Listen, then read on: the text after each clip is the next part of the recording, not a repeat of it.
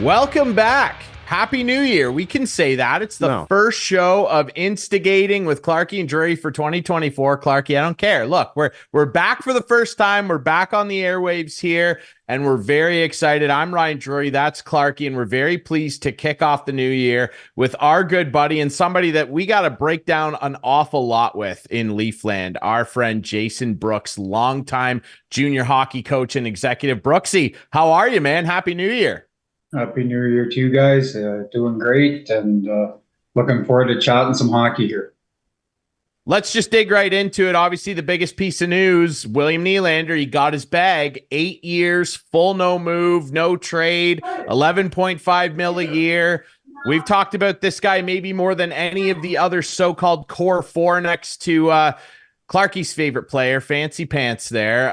But this guy's gotten a lot of criticism over the last couple of years. But in recent times, you know, he's probably been their best playoff performer. And this year, as we record this, he's third in NHL scoring. What was your reaction to this deal, Brooksy?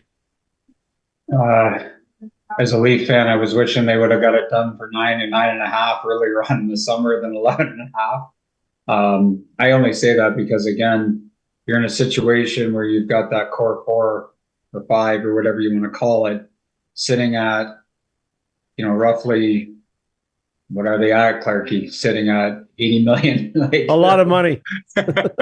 Right. So at the end of the day, I mean, good for them for getting him signed. I think he has been a very good piece this year, you know, as you stated, Ryan, but it just leaves a lot of questions in my mind. You know, what are they going to do moving forward? You know, what are they going to do with Mitch Marner, who's up in a year?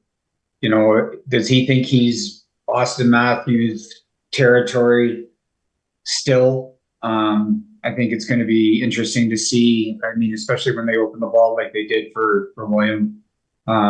It's very intriguing. Clarkey, what were your initial thoughts on it? I'm sure that you had all kinds of emotions swirling around. Yeah, I'm with Brooksy, where I wish it was done earlier. But you know what? Willie bet on himself and his dad and his agent, and he performed. And he has been a good playoff performer, which they need, unlike Mitch Marner. And it's going to be an interesting year and a half here as we get into when Mitch can sign as of July 1st. He can do an extension. Are they going to dig their heels in with Mitch Marner? Is he the guy that they're going to say, you know what, we need that number 1D, and we're not going to re-sign Mitch Marner, and we'll let him walk. It'll be interesting to see what happens. Tavares as well. If he comes back, he's got to take the home team discount. He has to. He has indicated he wants to retire early. Okay, then, you know. But why should he? Why should he, Clarkey? 100%. Why should he take a discount now? He's going to either take a discount, Ryan, or he's not going to be a Toronto Maple Leaf. One or the other. Well, we keep saying that about all these guys, and they're all still Toronto Maple Leafs. Yeah, he's a contract ahead of these guys, though. He's made his due. He is made, you know, like he's what, 30? What will he be when his contract's up? 32, 33? 33 heading into 34. Right. So he's made his money. And all I'm saying is they can't afford to keep them all at where they're at now. They can't. There's no way. There was no way they can do it. So we'll see what happens. It'll be interesting. But I like Willie. He's a good player. I know you compare him to other guys around the league, and you say he's making too much, but it is what it is. The Leafs have made their own bed. Now they're trying to sleep in it. Yeah, it's interesting. I guess what I'll say about it is just that I'm just confused as to how they're going to, much like what Brooksy said, how they're going to do this moving forward, because all we've ever seen them do is capitulate and cave to these star players and give them literally whatever they want. Don't love it. Like, if there was anybody, because the complaints with Mitch and Austin's contracts were that they were too short. They weren't taking the 8 years. If there was one of the guys, because Nylander's 2 years older than some of those guys, if there was a guy that you wanted to take the 5 or 6 year deal, it was Nylander. He's going to be 36 when this deal expires. That 11.5 will not look good. And he has a no move clause. You can't send him anywhere unless he says, yes. I don't know what it is. The Toronto Maple Leafs throughout their history over the last 30 years have had a no move clause disease, and it continues. I think he's playing incredibly well. He's had a hot 38, 39 games. He's played pretty well the last 2 playoff years. I know the cap's going to go up. I understand that. Call me old school. I look at other guys' numbers around the leagues when all these guys signed their deals, including John Tavares. And I looked and went, how can that guy justify making that much money when this guy that's way better than them makes less? I said it when Marner signed and made more than Kucherov. That's insane to me, and looks insane to me this year with Kucherov doing what he's doing. I'll say it with Willie, where I can't believe he makes more than guys like Aho. I can't believe he's up there making slightly more than Pasternak. I understand that the next guys take the bigger chunks. It's just wild to me that this guy is making this much money and their decor is still not good. And so I'm just very confused as to how they're going to make that better over the next couple years, because the cap will go up. Projections have it around 90 plus million in 2-3 seasons.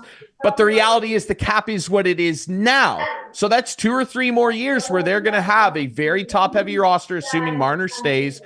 I don't know, Brooksy. Let's talk a bit about how they're playing right now. After some up and downs to end off 2023, they're right back playing great. They've beaten up on some bad teams, sure, but they're getting the job done at least. What's your impression of how they're playing? I'm mixed on how they're playing still, Ryan. Maybe they beat up there on San Jose and they did well on that Western swing, which was really encouraging.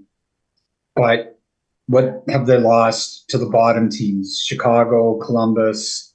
I think before Christmas, it was like 9 games they had lost 6 of them or something like that. Like, I'm still not sure, and I think it still comes back to what you're talking about with the defense and the goaltending and being top heavy and the depth and everything else. What is this team? What style are they going to play? Are they ever going to buy into the simple play, or are they always going to have to make it the home run play? Are they built for playoffs? Are they going to be successful in the playoffs built the way they are? I just think there's too many question marks about them, and I know I sat here on your show when Babcock got fired and they brought in Sheldon Keefe, and I kind of questioned it at the time. And I mean, Sheldon Keefe has done nothing but win in the regular season. He's been a very good coach for them in the regular season. I just wonder if he can change the narrative. Yeah, they won a round of playoffs against Tampa, but he got out-coached by Paul Maurice. The team got out-gritted by Florida. How many times have we said that in the last number of years of Sheldon Keefe coaching? Montreal, Columbus, right? Like, the list goes on. So is it his style? Is it his style? Is it the way he's trying to teach these guys? Is it the guys not buying into his system? What do you think it is with him? I think it's a combination. Okay. I think it's a combination. Like, the players that they have, like Matthews, Marner, Nylander, like, they're high-end skill, which we know. Play a lot of risk-reward hockey. They're not a structured team. Like, again, look at your Stanley Cup champions over the last 3-4 years. They're built big and strong on the back end. They play dump and chase hockey. They can play finesse if they have to, but they grind it out. They pound it out. Like, look what Vegas did. They just physically dominated teams with their size and strength and still had skill to boot. Toronto's not built like that, right? How are you going to get out of the Eastern Conference to even have a chance at that if you don't play that style a little bit, right? And again, you listen to the talk shows of different shows, and I listen to them, and I tend to agree. Like, you can't flip a switch. You just can't change it and say, yeah, we're going to play like this. We're going to look after the puck. We're going to make good puck decisions. We're going to be defense first and responsible. That's not how they play. And are they entertaining to watch? Sure, they're entertaining. They're very skilled and are fun to watch as a fan from that perspective. But I don't see them winning because of it. Does Corey Perry help this team? Yeah, 100% he helped this team in the sense of grit and leadership and, Mm-hmm. Put Be the interesting to past see where behind he them of signs. whatever happened, but right, Yeah, like at the end of the day, somebody like that would help them. He yeah, definitely fill out some depth for them. yeah. Um, where he fits, though, I don't know. Hmm. Yeah, he's the guy I always liked. He was one of my favorite non-Leafs for a long time, and I've always wanted him on the Leafs. But hey, you never know. Maybe it'll happen now. No, that's fair. What I'll say about him quickly is that, and we've touched on this before, when the whole controversy around him first emerged while he was still a member of the Chicago Blackhawks. Like, the one thing I'll say is everybody that plays with him seems to like him as a teammate, and all these Hmm. teams would not continue to sign him No, if he didn't have a good reputation, right? Like, yeah, he's bounced around the league, but he's been to a couple cup finals here. He has won a cup in his career. Like, he wouldn't keep landing places, especially at his age, if if he didn't have a good reputation within the room among a bunch of guys. Like, you're not bringing a guy like that in. But I think that even for the Leafs to be fishing around a guy like that is kind of endemic of the problem here, is that, like, they're so cap crunched, they're so top heavy with these big four, and then you throw Riley in there, whose contract actually looks pretty friendly right now, the way he's been playing this year. You could argue at times he's been their most consistent player next to Nylander this year. I guess when I look at it, like, I'm really trying not to be negative because I like Nylander and he scores a lot of points. It's just that it's one of those things where I think he probably does deserve the money. It's just, does he deserve it on the Leafs the way they're built right now? And everyone's going, oh, the cap's going to go up. The cap, that's not going to be significantly up enough for the next couple years. So that's 2 more years, assuming they continue to fail in the playoffs, which I 100% believe they will, because they've given me zero indication ever for 8 years that they won't. So assuming that pushes you 2 more years down the road. And if they keep Marner too, I sit there and I look at this and I go, yeah, it's great to have all these high flying players at big price tags. It's just that what I would equate this to is living in Alaska and buying a Ferrari. And Alaska, in this metaphor, is the salary cap. The salary cap is a reality. Do all these guys deserve money? Probably more money. Yes. Connor McDavid should probably be making $25 million a year, but the NHL unfortunately has this triple hard salary cap. It's a reality for everybody. So it's great that you bought a new Ferrari and you're keeping this Ferrari around, but can you drive it given the environment that you're in? That's what I mean by the metaphor. And Marner's the next one. They got this Rolls Royce over here, Mitch Marner. Can you continue to keep it around based on the environment you live in? I don't know. And all they've done is fail. They've done nothing but fail. They fell flat on their face every single year. A lot of times, Brooksy, you brought it up, against teams they should have swept. They should have swept the Montreal Canadiens. I don't care how good Carey Price was. They should have swept the Blue Jackets. They should have beat Tampa in 4 or 5, and a tired Tampa Bay team pushed them to 6 because their goaltender was awful, continues to be awful. I don't know, man. Clarkey, I'm really not. You got your nice new jersey on. You obviously had a good Christmas. I want you to enjoy wearing that jersey. I just look at this, man, and I'm like, God, I just don't know if this was the right move, because I still don't like their back end. Brooksy, let's talk about their back end, though, in some positive terms here. Like, Simon Benoit has shown up and played really, really well. Even Lagesson, when he was in, Giordano comes back. Like, there is some positive stories to be found here. But again, it's not big, significant pieces because they can't afford to bring big, significant pieces in. But those guys have filled in admirably, yes? Oh, 100%. 100%. They've been very good. And I mean, I'm going to get my years mixed up. Last year, the year prior to that, they had some injuries on the back end. I think Riley was out for quite a few games last year. And they had names come up and do the same thing. Mm-hmm. Play simple, solid, move the puck. They don't try to be somebody they're not. That Simon Benoit, like, has been a great find, 100%. Lagesson was a good find. Like, they're good depth pieces that give them depth moving forward. They don't have to necessarily add those depth pieces come playoff time. They're going to need to add better, but they serve a role. They do their job. They don't try to do something they're not meant to do, and they've been real effective for them. Before we let you go, I'd love to get your take on what's happened with Ilya Samsonov. Of course, they waived him. He clears waivers. He's sent down to the Marlies.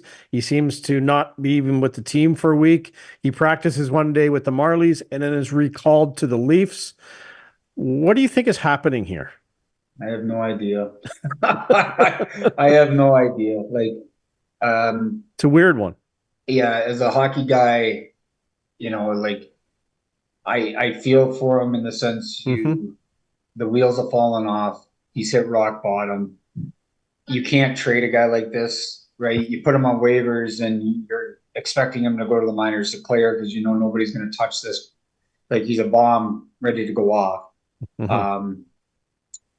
The downer for the Leafs, honestly, though, they don't have the depth in the net. They're biding time right now for Joseph Woll to get back. They'll ride Woll and they'll ride Martin Jones, right? They'll ride those two guys. They'll try to build Samsonov back up slowly, I'm going to guess, and see if they can get any little bit for him, if they can, right? Because he's on a 1-year deal, correct? If I'm not mistaken. Yeah, it expires. Yep. Yeah. So, I mean, it's Toronto. It's money out the door. Like, it is what it is. But, it is too bad because, I mean, I know you and I, Ryan, were texting and the wheels have fallen off his bus hard. Like, he is at rock bottom. Yeah, well, what's interesting, and again, here I come with the negativity. Yeah, I don't want to hear it again. Listen, no, well, look, this guy burned me as a Caps fan, like a 15th overall pick, had all the talent in the world. I'd argue that the wheels were never on. The wheels were never on. Like, he had a pretty okay year last year. I'd even give you that he had a great year statistically. Okay. When you look at it, it was pretty good. You know who else had pretty good years and fizzled out and never regained it? Almost every goalie we've ever seen come through the league, other than a couple really elite guys. Andrew Hammond, the Hamburglar, had a good year. Jose Theodore had a good year. But Ryan, with the case of Samsonov, though, you go back to the summer for arbitration, and because of that pretty good year, he thought he was valued at X, and the Leafs said no. Million. Right, and the Leafs said no chance. We're going to come in at whatever they came in at. Arbitrator decides on what was a 4.5, 3.5, yeah, 3.5, like, which might be again way too much. But for all the moves that have been made by Treliving and before him Dubas, that might have been the greatest move Brad Treliving has made this year by not signing him long term, by sitting on him saying, "Prove it to me that you can be consistent," which he hasn't. Hopefully they can find that solution in Joseph Woll if he's the guy, or somebody else down the line. But they need somebody short term, right? That's going to do the job. And is Martin Jones the guy? Well, they're certainly happy they have him. He's been playing amazing. There's a positive story too. He's been incredible. He went to a cup final. Like a couple of years in San Jose. Like he was legit goal, and he's playing really well. It's an incredible story. Yeah, I feel for Samsonov too. I wish it had worked out. I wish he was still Washington Capital, winning 35 games a year. That's what I thought. I once called him the best goalie outside of the NHL, and I meant it. And it has not worked out. I firmly believe he'll be in Russia within 2 years, and it's sad. But anyway, Brooksy, it's great to have you on. When you're at the Guelph Storm game next time, just come into the booth, man. Like, you don't have to avoid me like the plague. You can come in the booth. You're allowed up there. You're a VIP, okay? Well, once upon a time I was allowed up there. Now I'm not sure they know who I am anymore, which is maybe a good thing. So I'll definitely come up to say hi to you. I apologize for not doing that. It was nice to be back in the building. It was nice to watch them play, and hopefully George and then Chad and the rest of the team have a great second half. I think so too, man. Well, yeah, definitely come visit next time you're around. Thanks for doing this, Brooksy. Thanks for having me, guys. All right, we'll be right back. Clarkey and I will continue our chat about the Leafs, and of course, lots of other news in the Toronto sports world. We'll be touching on that next here on Instigating.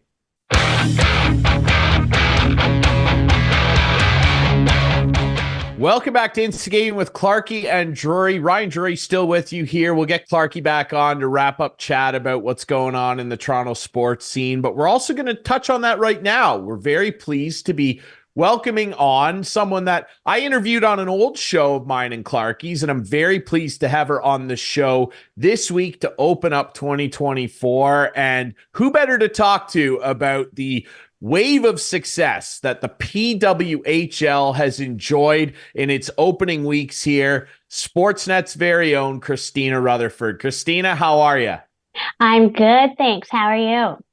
I'm doing well. And like I said, I'm very excited to have you on because the PWHL is doing very well. It's incredible. We finally got a true connected pro women's hockey league. There's not a bunch of the drama that was involved with some of the old setups that were involved. We've got a truly cohesive unit here. And boy, have they ever hit the ground running, or more aptly, the ice skating. It has been an incredible first couple weeks here of the PWHL. You were at the Toronto home opener.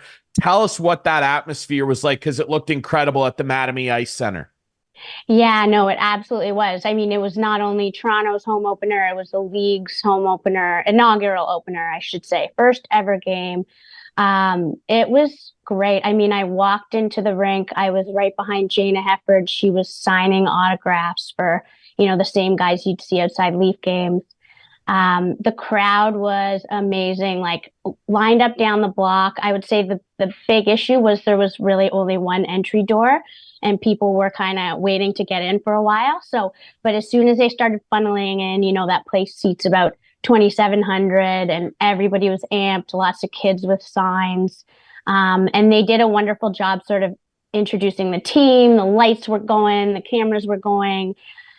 Even from a media standpoint, I've covered a lot of women's hockey over the years. I've never really sat down and had like both teams line up sitting in front of me or my name on a chair or coffee or food. It just felt so professional on every level that I don't think that personally I've never seen in the women's game. And then, as you said, yeah, to have the best in the world all together in one league and little kids in the crowd and knowing that you can play professional women's hockey and make a living out of it. And just to see that for the first time, yeah, it was pretty incredible.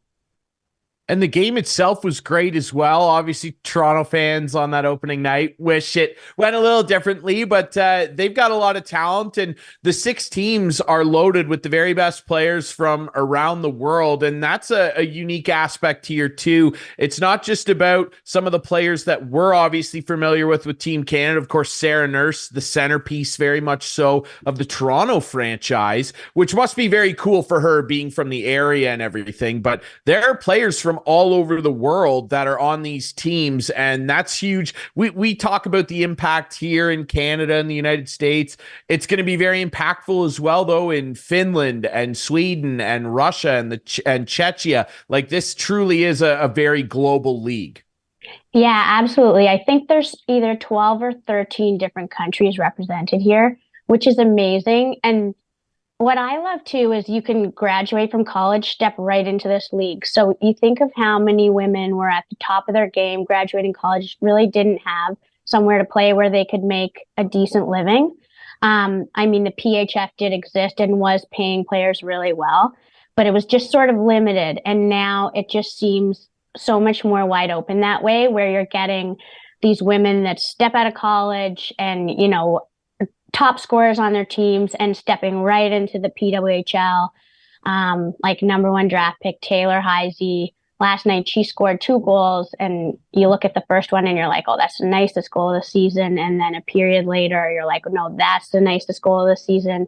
So you're seeing so much of that, and it's just the potential of all these players, I think, can finally be reached coming out of college. And then you've got a player from France in the league, and you wonder what that's doing for hockey in that country and for players in Japan, for players all over, really, to see that there's this best on best league finally in North America. So it's absolutely huge.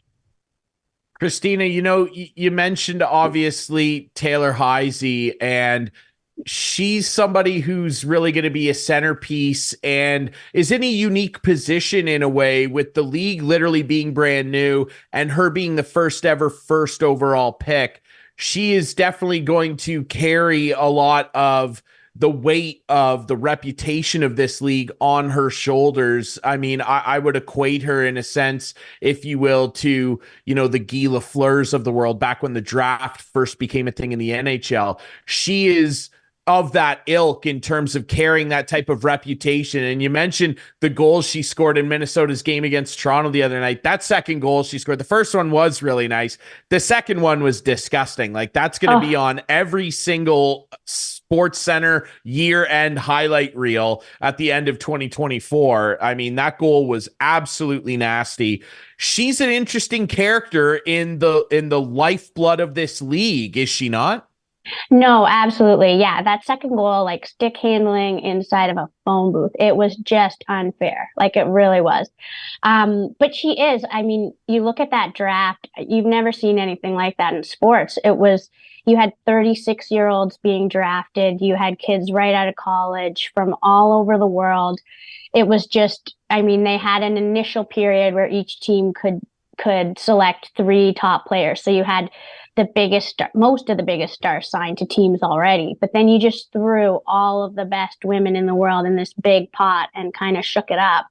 And it was always going to be Taylor Heise, number one. And the fact that she's from Minnesota, went to the University of Minnesota, just won the Patty Kazmaier, and then Minnesota wins the right for the first overall pick. It was like a no-brainer that she's going there.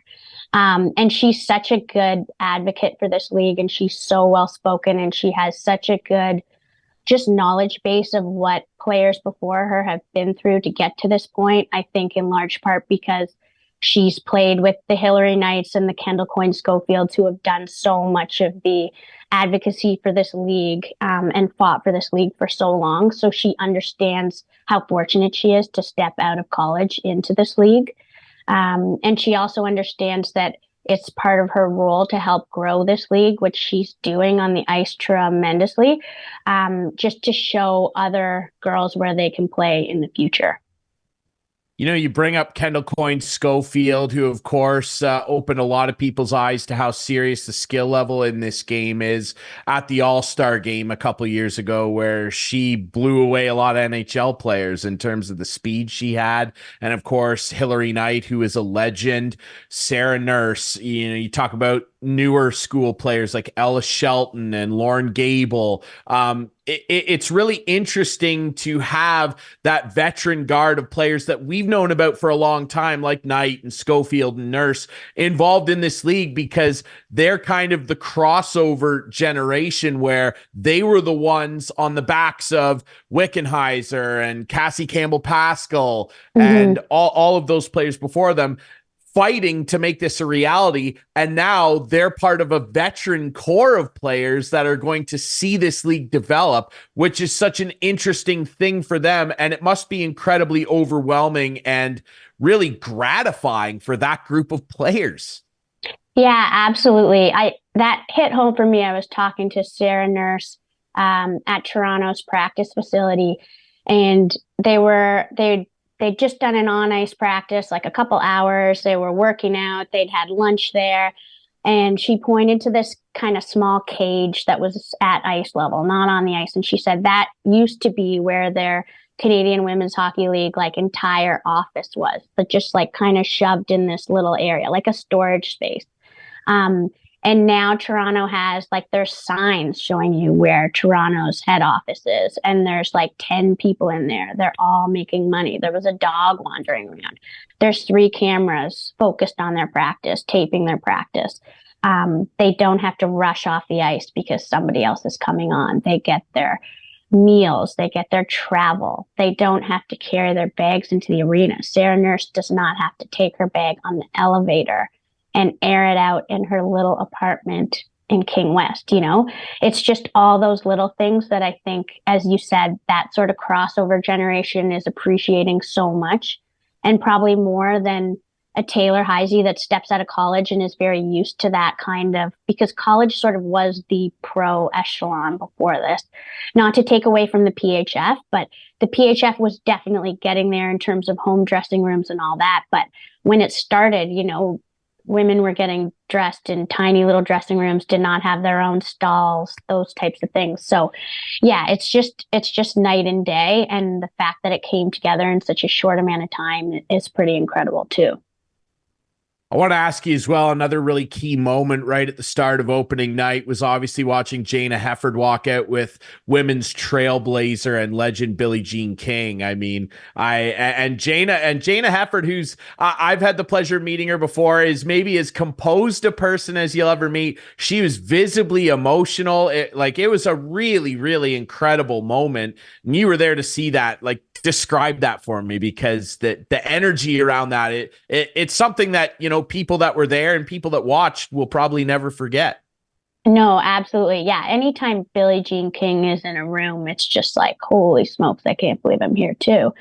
And for Jana, I mean, I remember interviewing her when she was playing in the CWHL and asking her, one of the fastest, most gifted players we'd ever seen, like, what do we need to do to get more eyeballs on this game? And she didn't know. It was sort of like, we have the product, we have the skill. It's just, we need the platform, right? And so to see her drop the puck and to help create that platform was really, really cool. And I don't want to take away from the CWHL, from the PHF, NWHL, all of those leagues were so key in getting to where women's hockey is today. I don't think women's hockey would be where it is today without all of those leagues and all those people that work tirelessly, a lot of them as volunteers. So that's a big thing too. But yeah, the opener and seeing Jana and Billie Jean King dropping that puck, Jana was emotional, and I know she had her 3 kids and her wife in the crowd, and she spoke to media a little bit before the game and just said, like, it's pretty incredible that her daughters will never know a world where there isn't professional women's hockey, where women can't be paid. And her son is going to grow up idolizing people like Taylor Heisey and, Grace Zumwinkle and Sarah Nurse. And she mentioned maybe he'll be in a boardroom one day and he'll want to see women in that boardroom. He'll expect to, because he will grow up knowing that, women have just as much of a shot as men do. So yeah, it was a powerful, powerful moment for sure. I don't think you could sum it up much better than that, really. I mean, that's kind of the point here, I think. You mentioned the platform as well that they've been searching for so long, and they're taking advantage of unique platforms in terms of pro sports because they're streaming games on YouTube. They've got this great partnership with TSN and ESPN and, a lot of great partners that are showing the game, which, I mean, I think advocates for this for a long time were saying, like, this has got to be at least the bare minimum that they're made available to people. And they've kind of taken an interesting approach to marketing and engaging with fans that other pro leagues, you do not get that kind of grassroots effort from, which I think is something ultimately, and Christina, I'm curious your opinion on it, I think ultimately it will help them. Oh yeah, absolutely. I was talking to a bunch of friends about this. We all grew up playing hockey together, and we've never had a time like we do now where you can flip on the TV and women's hockey is just on, right? It's always been such like appointment viewing where it's like the Olympics, you're waiting 4 years, or it's World Championships. Recently we've had the rivalry series, but it's never just been like, yeah, Monday, Wednesday, Thursday, Saturday, Sunday, you can watch women's hockey on TV. So that's just incredible that you can flip on your TV and find it. You can go on YouTube. It doesn't matter if you don't have, whatever streaming service that you need. Though you should probably have Sportsnet, I think. But yeah, just kidding. But yeah, you can get all those games are available, and the broadcasts, in my opinion, have been so good. Like, so good. I watched that Minnesota-Toronto game last night, and it was exceptional. And they know both teams. I don't see any homerism happening, although that would be fine too, But yeah, the availability of this league is what has set it apart from everything else. Like, the PHF had a pretty good thing going where you could watch most of their games on Twitter. But this is just like CBC, Sportsnet, and TSN all broadcast the first ever game. Like, that's incredible. You can watch it on YouTube. You got networks in the US, right? Like, the options for you to watch this. If you want to watch it, you can watch it, right? And that's such a big difference. I think that is going to help this league grow tremendously. Yeah, I completely agree, and it's important, and it's been really, really entertaining. And before we let you go, Christine, I want to ask you this. And my girlfriend played hockey; she played a long time. Obviously, grew up idolizing the Wickenheisers of the world and Jana Hefford and all those greats that we grew up with. You played, you got into this business because you love sports, but also because you love women's hockey too. I wonder for yourself, as somebody who played and is so passionate about this, being there on the first night and having this league come to fruition right before your eyes, on a personal level, like how significant has this been for you to experience? Yeah, it's funny. I think because I was working, I kind of was able to disconnect, but I had friends in the stands and friends texting me about how emotional they were getting about it. And I think I just felt like immense pride too. And especially after the game, I'm a slow writer, so I was one of the last people to leave the building, and I saw Jana leaving the building with her whole family. Um, and yeah, she just looked so happy, like exhausted. I can't imagine what the build up to that day was like when they had basically 4 or 5 months to plan an entire league.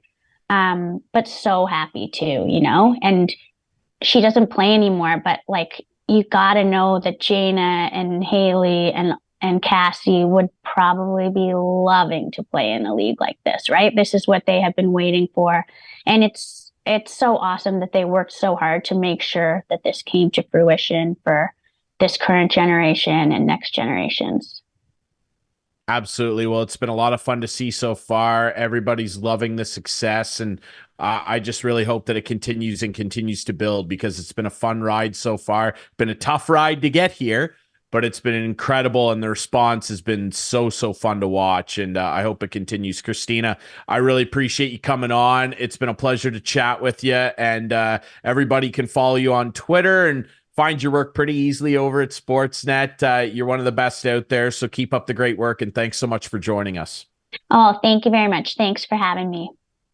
All right, we'll take a quick break. When we come back, Clarkey and I, of course, we got to dole out the Conway Furniture Couch Potato Corner, the first one of the year. We'll do that next as Clarkey, we don't know what he has cooked up, but I will be saying goodbye to the greatest coach I've ever seen, Uncle Bill Belichick over in New England. That's coming up next here on Instigating.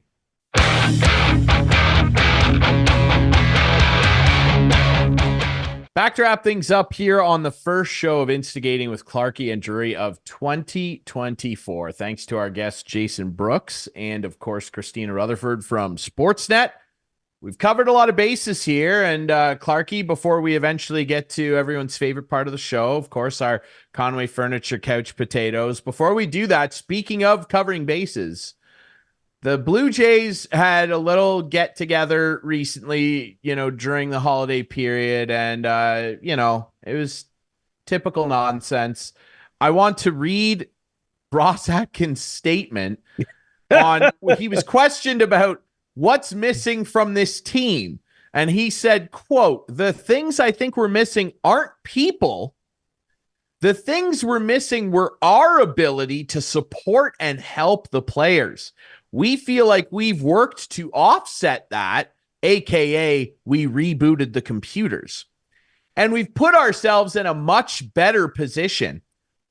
What the hell does that mean, Ross? That means I've done nothing. There's done no nothing. DH. I've tried There's a bunch no of things. baseman. Nothing's worked. And I got to say something. So that's what I'm going to say. It was a joke. These guys, I tell you, I told you, they could have won me over if that plane had Ohtani in it, but it didn't. It didn't have him in it. Well, it doesn't have. This team is like, I don't even want to even. It doesn't have Ohtani in it. It doesn't have Ballinger in it. It doesn't have another pitcher Chapman, in it. It doesn't have. What's going on in the free agent? Like, there's still a lot of guys out there, and usually by now, guys are finding a home. There's a bunch. Well, keep in mind, baseball is the cheapest owners of all time. So there's a bunch of guys out there that like 12 of the teams outright won't pay for. So especially if they're represented by Scott Boras, which, by the way, Matt Chapman is. He'll probably end up coming back, and he'll be a black hole at the plate and play elite level defense, and that'll be that. And it'll be the exact same Blue Jays team from last year, minus a couple guys, and they'll plug and play, and it'll be the same thing. A team that is completely on the shoulders of two young players who are redonkulously inconsistent at either side. No, but that's what he's saying. They've put people in place to make these guys consistent and better, and they're going to hit 330. They're going to use people. We've not put people in place. Remember, we don't need people. Right. It was our process. The process, right? The process. But the process could include people who are already there. That's what I'm saying. Like, it's not that. Well, it's not that they need more people or need new people. We have the people. Not. We just have to put the process in. They have to buy an iMac instead of a PC. That's right. Yes. After 8 years, we're sure now that the process, 9 years, the process now we've got it figured out. Now we know what we're doing and why that plane didn't have Shohei on it. We're figuring this out. For God's sake, man. Just give the championship to the Dodgers. It's over, eh? It's over. They have to criminally investigate what they're up to, dude. Like, the sport is so broken. Are you kidding me? Yeah. That they've signed all these guys. The Teoscar Hernandez deal that they signed him to, they've deferred. They deferred like $8 million of it through like 2036. And Teoscar Hernandez 1 year deal, $23.5 million with the Dodgers, which is a good ad. You know, we know what he is. He's boomer. He gets 20. How much? 20 what? 23.5 $23 million is the total value of the deal. Now, that is for the 2024 season. They've deferred, I believe the number's $8.5 million of that to be paid out between 2030 and 2036. If this team ever sells, the new owner's screwed. Actually, they're supposed to have this money in a bank. It's supposed to be in a bank account. From what I hear. Look, I understand that. How does Jordan Romano only get $7 million? Dude, he's going to be poor. I don't know. He only has $7 million. He's going to be like crying poor. The pitcher, I look around though, and look, I'm fine with teams spending money. We get that baseball's about big spenders and paying into the luxury tax. I don't think it should be like baseball's got to look at this. Like, it's insane enough that they're spending on Shohei and Yoshinobu Yamamoto. He's coming over. Cool. Yeah. You know what I hate about talking baseball? You know what I hate about talking baseball? Years. I hate it because this show is called Instigating. And it's just so easy to agree with each other on everything because it's broken. The Jays suck. The management sucks. It's all about computers. Let's move on. We can't. Yeah. And the reason why is because neither of us can stomp on our integrity as broadcasters and go, no, Ross Atkins This is great. Look what he's done. Look at his track record. He's a muppet. Great. How many playoff games has he won?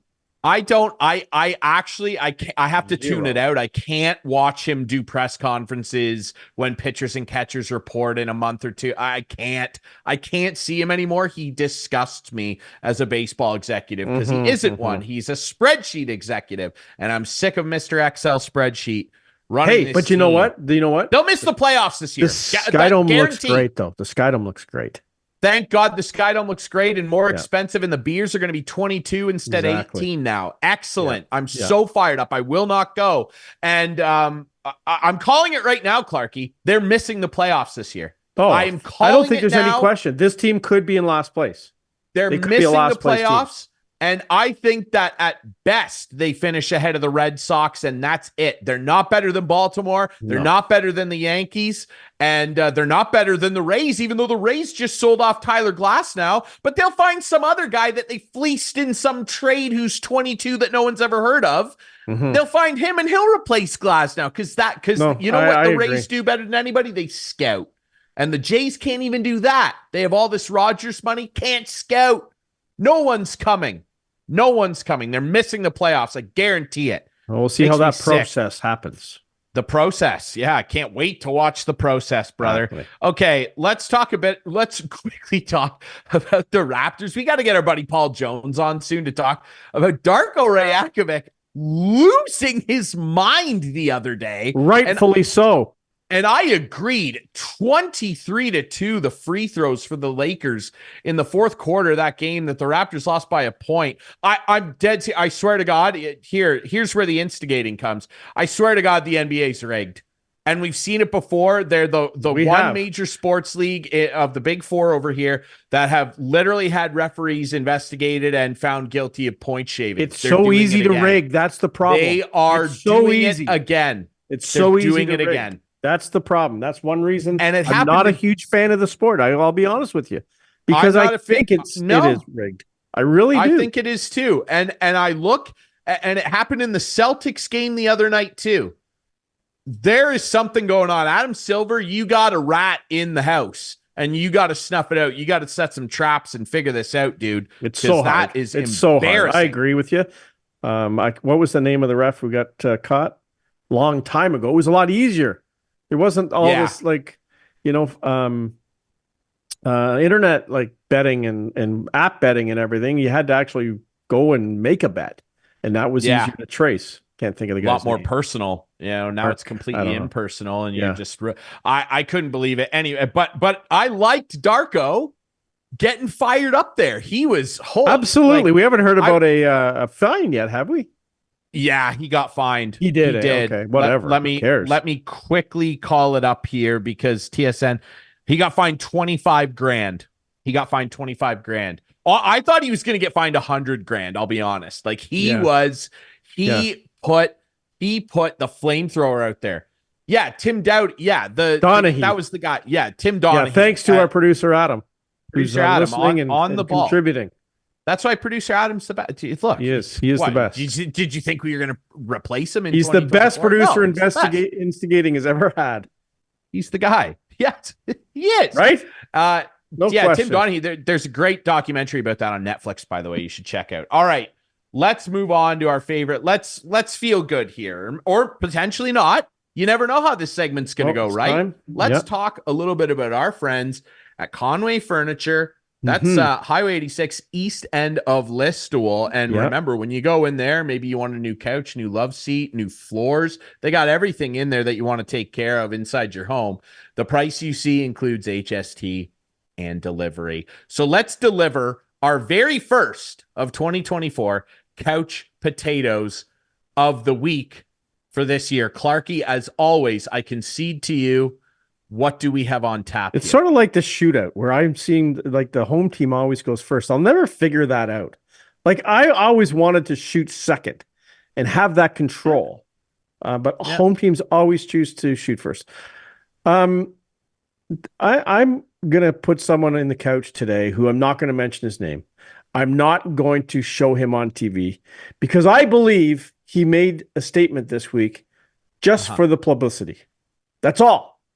And it was a Philadelphia Flyer reporter talking about the Cutter Gauthier situation, saying that he blames Kevin Hayes, 100% Kevin Hayes, for Cutter Gauthier wanting to be traded and not ever play a game with the Flyers. And I feel for this guy because if there's any fans in this league who will never let this go, if you thought the Islander fans were tough on John Tavares, Gauthier is never going to be able to go into the Flyers Spectrum. It's not called the Spectrum anymore, whatever it's called.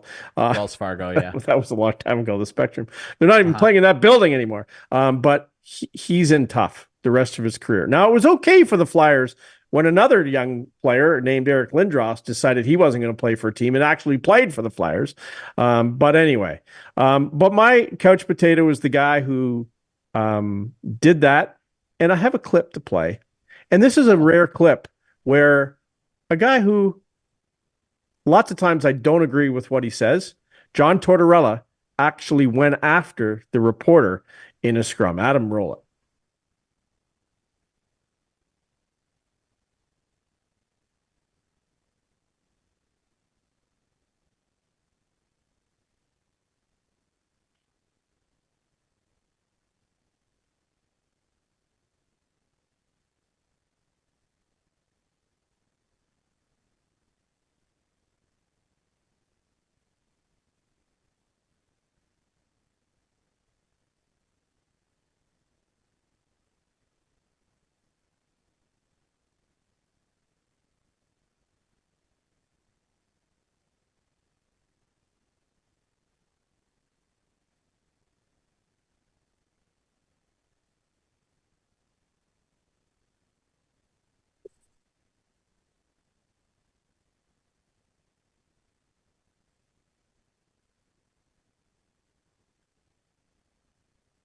Anyway, Torts. It was classic Torts, and good on him.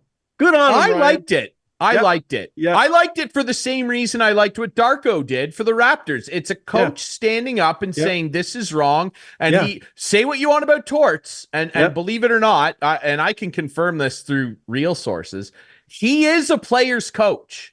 Yeah, like he's hard on his guys, no doubt about that. Yeah, he's got no problem calling people out. He will absolutely be in the trench with you. Yeah, and he said it like it is with Kevin Hayes. They didn't get along, and they moved on. But anyway, and for the guy to make happened. that up, it's brutal. I'm not going to mention his name. We're not going to show his face because I think that's what you wanted. We're not doing that. It's that's BS journalism. It's just stupid. And honestly, it's no different than what we saw in the rumor mill with Connor Bedard earlier this season. It's the same type of crap. It really is. It's TMZ level BS. And I hated it. I really don't appreciate it. And, we'll see how things work out with Cutter Gauthier. Hey, Jamie Drysdale looked pretty darn good in a Flyers uniform in his first night. Absolutely. Got an assist, played really, really well. I watched that kid in the OHL. He's a hell of a player. Yeah. And Cutter Gauthier will be too. Cutter Gauthier, can I just mention too, just speaking of Cutter Gauthier. Yeah. Can the Americans ever win with some grace? Like, honestly, I know they're a bunch of kids, but at the end of the day, the World Juniors just so smug when they're winning. It's just drives me crazy. Anyway, Canada has to have an inquiry because we lost. We didn't get a medal, so we'll see how things go. That's not true. It just didn't go well. Whatever. Exactly. It wasn't best. Everybody on best. forgets. Can I actually say it's not something best really on quick? best? Connor Bedard wasn't there. A bunch of our guys that were age eligible, yes, could not it's not play. Best on best. So whatever. Listen, go ahead, you guys. Congrats. I want to say something quickly about that, kind of in the same vein of the journalism thing. I really, really need to, and I did it on the first OHL broadcast I was back on in the new year here, and I'll do it here.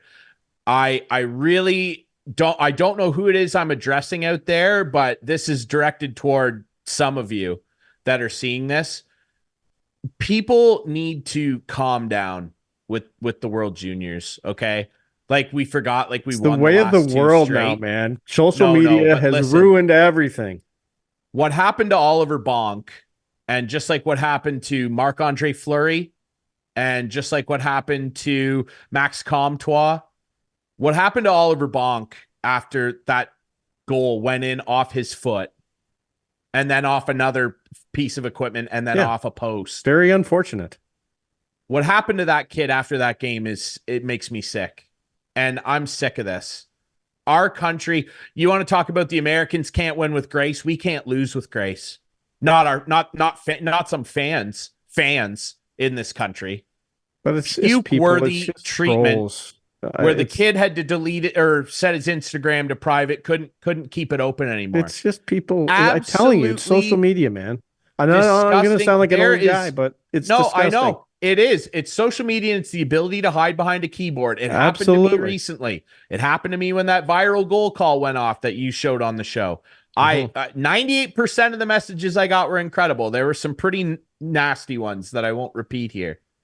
What happened to that kid, far worse than whatever happened to me, is inexcusable. And there's some people out there that need some help. Dude, we just talked about it with Connor Bedard. It's unreal what happened there. What happened to that kid. And I know, I agree. It's nuts. I'm just tired. I'm tired of it. Nuts. Permanent couch potatoes. Yeah, permanent couch potatoes. Absolutely, but it's never going to change because we're talking about it. Anyway. Yeah. All right, your turn, sir. Yeah. All right. So in a more, I don't know to call this positive, but in a reflective sense, it is. Obviously, we're recording this on Thursday, January 11th, and it was made official today that Uncle Bill, Coach Belichick, is no longer the head coach or general manager of the New England Patriots. And I'm sad, man. It's the other big pillar, Brady's gone, and now Uncle Bill's gone. And he made a very, he had a very gracious press conference. There he is. Look at all those rings. Count them. I told you it'd be mutual. I told you it'd be mutual. 6. How could it not be mutual? Look what he's we had done. This discussion a month ago, and you said no, he's going to get fired. I'm like, no, he's not. Anyway, and conversely, look at what the Patriots did for him. They gave him the opportunity. He acknowledged that. Mr. Kraft stood right next to him. Incredibly emotional for myself and the rest of Patriots Nation. No one will ever do it better. We will never, ever see a coach dominate the NFL like he did. Since the Patriots hired Bill Belichick in 2000, the other 31 NFL teams have used 162 head coaches in 224 separate coaching stints. And Bill Belichick, here are the numbers for you. 24 seasons, 9 Super Bowl appearances, 6 titles, count them, 266 120 regular season record, a 30-12 postseason record, averaged a Super Bowl appearance every 4 seasons. We will never see another. He only trails the great Donnie Shula in total wins. He says he's going to keep coaching. He's going to be coaching somewhere else. Where do you think? Where do you think? I think it. Well, if it's got to be. If you believe the rumors that Harbaugh is heading to San Diego, I have a funny feeling that Washington, who has some great defensive players, we know Uncle Bill loves the defense. I have a funny feeling he'll land in Washington. You got to think it's a team who's on the verge of winning, and those teams don't usually have a vacancy. But I don't think he wants to coach a crappy team. But then again, when he joined the Patriots, it's not like they were on the verge of winning anything. I understand. It's a lot different now. The guy's a lot older now. Well, hey, he got let go. Number 1 defense in the NFL. Yeah. Like, get this guy a quarterback and let's figure it out. But ultimately, thank you, Coach. I mean, the greatest sports dynasty I will ever witness in my entire life. And I feel lucky I got to be a fan of that. Unbelievable. When they won the first 3, I thought, wow, that's pretty neat. You know, I was 13 or 14 when they won the third one and went, holy cow, that's pretty cool. And then in the middle, of my life in my 20s, they win 3 more. I can't. Pretty impressive. Who could even imagine having that level of success? Man, the duck boats were busy in Boston. Man, were they ever busy. And Uncle Bill riding off into the sunset. Are you going to get emotional here now again, or are you good? No. Okay. Because it would make the show like a little bit better. We would have a nice little social. If I was crying right now, it would be way better show. No, because at least a good clip. No, I'm very appreciative that he. Okay. Hey, there you go. No one will ever be better. You can sit on the couch for a while, or you can get back up and get right back at him. 100%. I heard him say he's not done. He's not done. He'll be coaching somewhere, but Uncle Bill, know that forever there will be a comfy love seat just for you in Nantucket. I loved his press conference the day, or maybe it was after the game, when people kept asking him about his future, and he just kept going, it was a good game. Defense played well. Like, just totally ignoring the questions. Happened 3 or 4 times. Yeah, well, that's Bill. Dude. Oh, I know. That's Bill. But I want to concentrate on this team. That's good. We're on to Cincinnati. He's not a hard guy to impersonate, because all you have to do is completely drop your throat out. And just speak monotone. Bill Belichick's the easiest guy to impersonate ever. I bet he would be a fun guy to hang out with, though. See, that's just it, though. If you watch those like NFL 100 show they did of the 100 greatest players, I think Rich Eisen hosted it with Collinsworth. He was on it with Brady, and he was fantastic. He's so outside of coaching. That's what I mean. He's like a very vibrant guy. Like if he wants, whenever he is done coaching, which he might be 80 by the time that happens, he could easily walk into a booth or onto an NFL panel. Because there you can't just go. That might happen now anyway. We'll see. We're on to Cincinnati. We're gonna concentrate on this team, and I'm gonna discuss my future with Mr. Kraft, and we're on to Cincinnati. It's Uncle Bill. On to Cincinnati is my favorite quote of all time. Adam, you get that ready. We're gonna use that as a clip. We're on to Cincinnati. Anyway, I got to stop because I'll do it for the rest of the show. I'm on a roll now. All right. Listen, we appreciate everybody continuing. I thought you had a clip. Watch this show. I don't have a clip. I am the clip. Adam said he had an audio clip. No, I don't have an audio clip. What was he like? Was he like Uncle Bill? I gave you the clip. That was the clip. Oh, I see. Okay. I'm the clip. You did it yourself. Yeah. Okay. I've been waiting for a clip. I'm like, what's the clip going to be? No. Anyway, okay. All right. Good show. Yes, it was fun to be back. Like I said, Oh, yeah, we Ryan had a appreciate photo. everybody. That's right. Continuing- Adam's correcting me. Ryan had a Yes. photo, not a Photo, clip. not a See, clip. My okay? memory is not where it used to be. That's okay, Good. dude. Just really we'll remember short. for you. We'll remember for you. Yeah. So- Hey, Larry Hudson's, by the way, Larry Hudson's, if I could just Yes. mention, I don't Deals know if are Adam hot. has, I don't know if Adam has the viz ready, but the deals are hot at Larry Hudson's, and 23 clear out is on now. We have some 23 SUVs that we are clearing out at Gotta a get good rid of them. price, and they are moving quickly. So if you want to come down at 1000 Wallace Avenue, there it is. 2023 new model clear out, big dealer discounts, some of your favorite models, finance rates from 1.99 on some 2023 models. So come on down to Larry Hudson, where The deals are hot. that's right, they are hot. Do you want me to do it? Do you want me to do a Belichick one? Oh yeah, do a Belichick. Coach Belichick, what do you think about the deals at Larry Hudson's? Well, I've heard they're hot, and we're just gonna focus on the deals here. And Larry Hudson's, they're hot, so we're on to Cincinnati.